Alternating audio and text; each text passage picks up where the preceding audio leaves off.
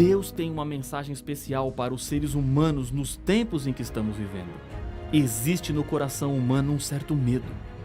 Independente de religião, cultura ou posição social, existe no íntimo de cada pessoa a sensação de que este mundo caminha rumo à destruição completa.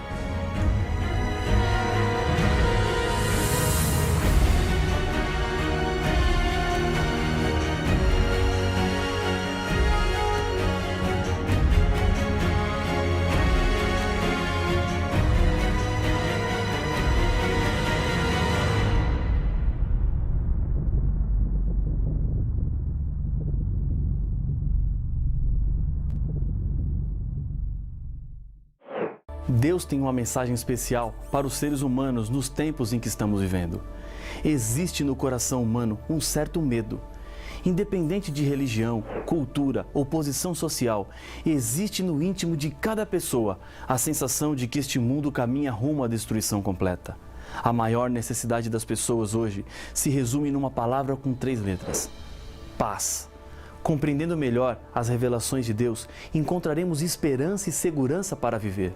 Por isso, precisamos estudar o livro do Apocalipse. E essa paz não é meramente externa, mas uma paz interna, do coração.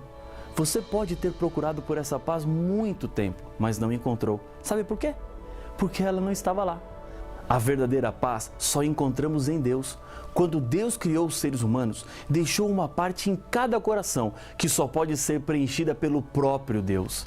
Nenhum ser humano é feliz longe de Deus. Ele pensa que é, mas nunca será completo enquanto não entregar toda a sua vida ao Criador. Os temas desta série estão ficando cada vez mais fortes. As verdades estão mais contundentes, mexendo em coisas que um dia você acreditou, mas que agora percebe que na Bíblia o caminho que Deus deixou era exatamente outro. No estudo anterior, entendemos que o sábado é o selo de Deus para o seu povo. Antes dos 4 ventos destruidores soprarem sobre este mundo, é preciso que os servos de Deus sejam selados, ou seja, identificados. Quando os ventos se soltarem, o planeta será castigado com os juízos de Deus, o fim do mundo. Estamos em um tempo de oportunidades e importantes escolhas. E nesse estudo, mais uma decisão precisa ser tomada ou confirmada. Estou aprofundando um pouco mais o que vimos no tema anterior sobre o selo de Deus, para que não fique mais nenhuma dúvida. Centenas de versos da Bíblia ordenam a santificação do sábado. Não existe nenhum verso na Bíblia que diz: santifique o domingo. Se o verso não existe, como tantas pessoas fazem desse dia o dia de descanso, adoração e santificação? Uma das grandes profecias do Apocalipse trata da observância do domingo, mas não está dizendo que esse é o dia santo. Pelo contrário, reafirma a guarda do sábado. Existem 8 versos no Novo Testamento que mencionam o primeiro dia da semana. Na Bíblia, os dias não tinham nomes, exceto o sábado. Os outros eram contados como o primeiro, segundo e assim por diante. O 6º dia era também chamado de dia da preparação, pois antecedia o dia de sábado. São 8 versos que falam sobre o primeiro dia da semana. 6 deles estão nos Evangelhos, que contam a história de Jesus. Uma vez aparece em Atos e outra na carta de Paulo à igreja de Corinto. Analisando cada um dos versos que mencionam o domingo, podemos entender o que a Bíblia tem a dizer sobre ele e assim chegaremos a uma importante conclusão que eu tenho certeza que vai mudar a sua vida completamente. Ao lermos cada verso, uma pergunta será respondida. O texto diz que o domingo deve ser santificado no lugar do sábado? A resposta é sim ou não. O primeiro verso está em Mateus capítulo 28 e o verso 1. No findar do sábado, ao entrar o primeiro dia da semana, Maria Madalena e a outra Maria foram ver o sepulcro. No mesmo contexto da ressurreição, aparece em Marcos capítulo 16, versos 1 e 2, a referência ao primeiro dia da semana. Passado o sábado, Maria Madalena, Maria, mãe de Tiago e Salomé compraram aromas para irem embalsamá-lo. E, muito cedo, no primeiro dia da semana, ao despontar do sol, foram ao túmulo. Contando a mesma história, Lucas apresenta o seguinte: Mas, no primeiro dia da semana, alta madrugada, foram elas ao túmulo, levando os aromas que haviam preparado. Lucas capítulo 24 e o verso 1. O texto diz que o domingo deve ser santificado no lugar do sábado? Não. Os 3 versos não dão nenhuma ideia de mudança. Estão apenas contando o que é que aconteceu quando o sábado acabou e o corpo de Jesus ainda não estava preparado para o sepultamento segundo o costume da época. As mulheres foram até a sepultura e fizeram isso no primeiro dia, pois o que fariam com o corpo de Jesus não era para ser feito no 7º dia, no sábado. O evangelista Lucas não foi discípulo de Jesus. Ele fez apenas uma pesquisa profunda para que as pessoas conhecessem de verdade quem era Jesus. E nesse estudo que fez, ele não encontrou nada dizendo que o domingo era o dia santo. No verso 9 de Marcos capítulo 16, mais uma vez aparece a expressão primeiro dia. Havendo ele ressuscitado de manhã, cedo no primeiro dia da semana, apareceu primeiro a Maria Madalena, da qual expelira 7 demônios. Pelo fato de ter Jesus ressuscitado no primeiro dia, isso não quer dizer que o domingo passou a ser o dia santo.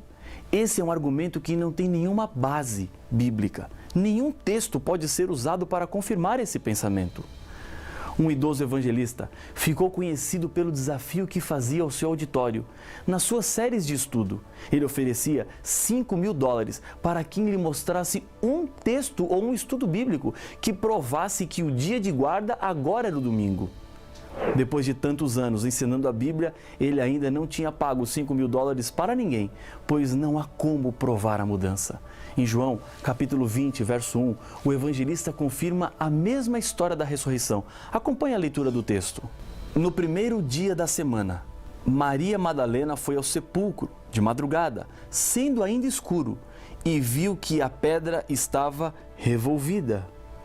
O texto diz que o domingo deve ser santificado no lugar do sábado? Não. Mais uma vez, citar o domingo não faz dele um dia santo. Contar o que aconteceu naquele dia não é uma ordem do Senhor de mudança e nem um mandamento novo. João, capítulo 20, verso 19, mais um texto fala sobre o primeiro dia da semana.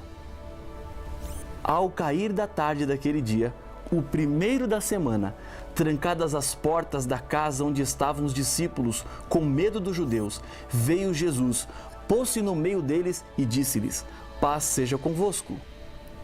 No verso 26, a Bíblia não cita o primeiro dia, mas o evento aconteceu neste dia. Tomé ainda não tinha visto Jesus. Passados 8 dias, estavam outra vez ali reunidos os discípulos, e Tomé com eles. Estando as portas trancadas, veio Jesus, pôs-se no meio deles e disse-lhes: paz seja convosco. O objetivo pelo qual os discípulos estavam reunidos não era religioso. Eles estavam trancados com medo dos judeus. Não estavam no primeiro dia comemorando a ressurreição, pois somente creram na ressurreição quando viram Jesus. A ressurreição é comemorada através de um símbolo e não de um dia. O batismo representa renascer para uma nova vida, assim como Jesus ressuscitou para uma nova vida. Os textos dizem que o domingo deve ser santificado no lugar do sábado? Não, definitivamente não. No livro de Atos, há mais uma referência ao primeiro dia. No primeiro dia da semana, estando nós reunidos com o fim de partir o pão, Paulo, que devia seguir viagem no dia imediato, exortava-os, prolongou o discurso até a meia-noite. A razão da reunião acontecer no primeiro dia é que no dia seguinte Paulo seguiria sua viagem. E mais uma coisa importante, não é o ato de reunir-se em um dia que o torna santo. O que faz de um dia santo é o fato de Deus santificá-lo. E a Bíblia nos revela que o único dia que Deus santificou foi o dia de sábado. Paulo também fala do primeiro dia e essa é a última referência que temos no Novo Testamento. Nada mais é dito. Mas será que agora encontraremos a base para a santidade do domingo no lugar do sábado? Acompanhe o que está escrito em 1 Coríntios, capítulo 16, e o verso 2. No primeiro dia da semana, cada um de vós ponha de parte em casa, conforme a sua prosperidade, e vá juntando, para que não se façam coletas quando eu for. O texto diz que o domingo deve ser santificado no lugar do sábado? Não, nenhum indício de mudança ou pedido de Deus para que o dia seja mudado. Paulo não está falando de reuniões religiosas, mas de algo para ser feito em casa. O separar dessas ofertas era necessário devido a problemas que os cristãos da Judéia estavam enfrentando por causa da fome. Não existe um só versículo que ordene guardar o domingo como o dia santo de repouso.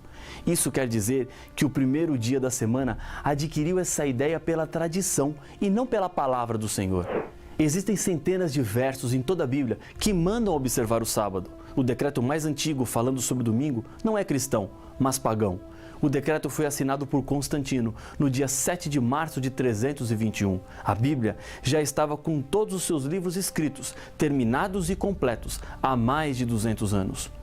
Vou lhe fazer uma pergunta e a resposta está na Bíblia. Pode o ser humano mudar um mandamento de Deus de acordo com a sua própria vontade? A resposta é não.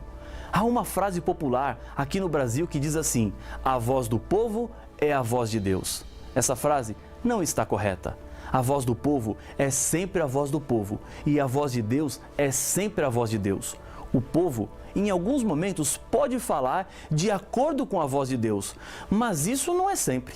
Deus não fica esperando para saber o que é que o povo pensa para que ele tenha a opinião dele.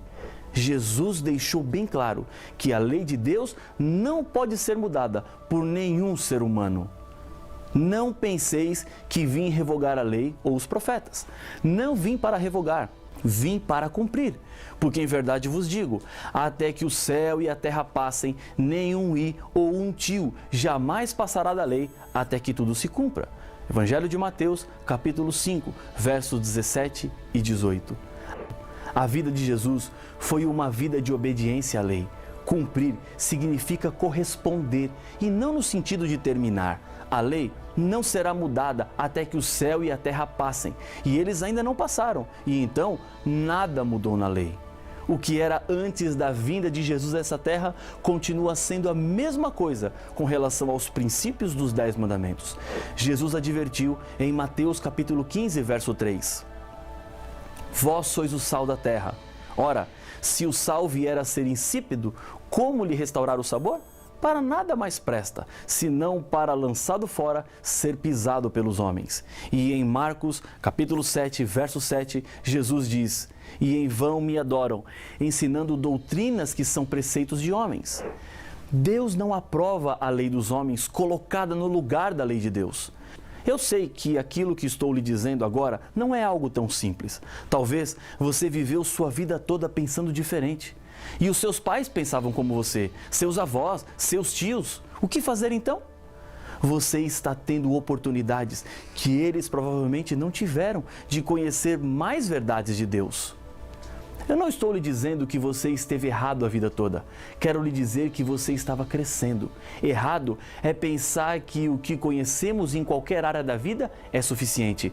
A verdade de Deus não tem limites. Cada dia se aprende um pouco mais. Aprender significa crescer. E não tenha medo disso. Jesus está abrindo seus olhos e lhe fazendo ver o plano maior de Deus para a sua vida. As tradições humanas precisam ser quebradas se elas não estão de acordo com a vontade de Deus. De um lado fica o coração e do outro a razão. Mas saiba de uma coisa, a lei de Deus é a maior prova do amor de Deus. As leis servem para proteger a sua vida. Deus quer que você seja feliz e por isso Ele coloca regras para a vida e o sábado é uma delas. Algum tempo atrás, um senhor me disse que o dia do Senhor no Apocalipse era o domingo. Não existe nenhum texto que diga isso. E o verso que ele me mostrou foi o de Apocalipse 1:10. Achei-me em espírito no dia do Senhor e ouvi por detrás de mim grande voz como de trombeta. Relembrando a nossa pergunta, o texto diz que o domingo deve ser santificado no lugar do sábado? Não. Mas esse dia também não é o domingo. Os pagãos da época de João tinham em seu calendário semanal o dia do Senhor, Deus, o Sol, que era comemorado sempre no primeiro dia da semana.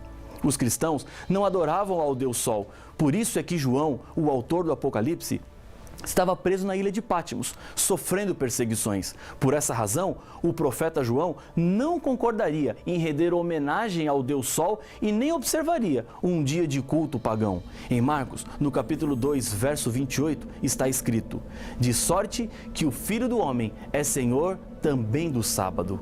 Os textos não deixam dúvidas. O dia do Senhor é o sábado. Na cidade de Corinto, Paulo trabalhou durante 1 ano e meio fazendo tendas, e a Bíblia nos diz o que Paulo fazia a cada sábado. E posto que eram do mesmo ofício, passou a morar com eles e ali trabalhava, pois a profissão deles era fazer tendas, e todos os sábados discorria na sinagoga, persuadindo tanto judeus como gregos. Atos capítulo 18, versos 3 e 4. Nos 78 sábados que Paulo esteve em Corinto, ele dedicou-se à religião. O fato de que os sábados ele pregava para os gregos demonstrava que ele não fazia para contentar aos judeus apenas, mas sim porque esse era o dia de repouso. O sábado foi estabelecido na criação do mundo. Deus criou tudo em 6 dias e no 7º dia Deus estabeleceu um tempo especial. E esse tempo perdurará por toda a história deste mundo e chegará até a vida perfeita e restaurada que um dia teremos com Jesus na eternidade. Isaías, capítulo 66, versos 22 e 23, apresentam o futuro. Acompanhe a leitura do texto. Porque, como os novos céus e a nova terra que hei de fazer estarão diante de mim, diz o Senhor, assim há de estar a vossa posteridade e o vosso nome. E será que de uma festa da lua nova a outra e de um sábado a outro virá toda a carne a adorar perante mim, diz o Senhor. O sábado será tão eterno quanto a eternidade. Na época da escravidão, um escravo chamado José estava sendo leiloado. Entre o grupo dos compradores havia um homem com um semblante muito bondoso que cobria as ofertas que os outros faziam pelo escravo. Cada vez que alguém aumentava, esse senhor aumentava a sua oferta. José começou a lhe dizer: não desperdice o seu dinheiro, eu não vou trabalhar. O homem não ligava para os comentários de José e continuava aumentando a sua oferta. José continuava insistindo: não vale a pena me comprar, eu não vou trabalhar. Finalmente, ninguém mais se animou a pagar por aquele homem. Mas aquele senhor comprou José. Enquanto seguiu na carruagem para casa, com os braços cruzados, dizia: ainda que me mate, eu não vou trabalhar. Chegando à casa do seu novo dono, entraram na sala e o homem foi até uma mesa e começou a escrever em um papel. Assinou e entregou para José. Eu não vou trabalhar, eu não vou, José insistia. José, você sabe ler? Perguntou o seu senhor. Sei, mas eu não vou trabalhar, mesmo que me matem. Bem, disse o senhor, este documento é seu, leia. Com má vontade, José pegou o documento e começou a ler. Seu semblante se transformou. A emoção fez com que lágrimas rolassem pelo seu rosto. Aquele documento o transformava em um homem livre. O Senhor pagou tão caro por mim para me dar a liberdade? Sim, José, agora você é um homem livre. Mais comovido ainda, José disse: Senhor, então trabalharei como voluntário. Peça o que o Senhor quiser, que eu farei. Quando uma pessoa aceita Jesus em sua vida, descobre que ele foi liberto da culpa e da servidão do pecado e, pela graça de Deus, pode agora ter a vida eterna. Recebe das mãos de Deus uma carta de liberdade. O seu sentimento de gratidão o leva agora a dizer: Senhor, peça o que quiser, que eu farei. Jesus disse em João capítulo 14, verso 15, se me amais, guardareis os meus mandamentos. A história deste planeta está chegando ao fim. Não há mais tempo para dúvida. A voz de Deus é clara. A Bíblia está à disposição para ser estudada. Não deixe ser levado pela opinião de homens. Meu coração, nesse momento, bate mais forte. Deus está convidando você para mudar a sua vida e ser fiel. Lembre-se de uma coisa: o inimigo de Deus quer lhe prender no erro e no engano, mas Deus quer te fazer um vencedor. Decida nesse momento andar de acordo com a palavra de Deus. É a sua segurança, é a proteção, é a certeza da salvação. Se esse é o seu desejo, eu gostaria de convidá-lo a orar comigo. Senhor, obrigado por Tua palavra, porque ela nos mostra o caminho, é luz neste mundo escuro. Aqui, bondoso Pai, comigo ora este Teu Filho, que aceita o sábado como o dia do Senhor. Eu o entrego nas tuas mãos, em nome de Jesus. Amém.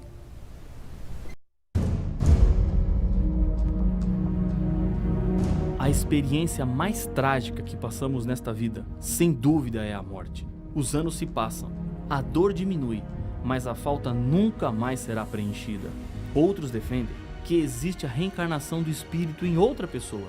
Mas será que estas opiniões são baseadas na Bíblia? Haverá realmente vida após a morte? Para saber a resposta a estes enigmas, não perca o próximo episódio de Apocalipse, o Fim Revelado.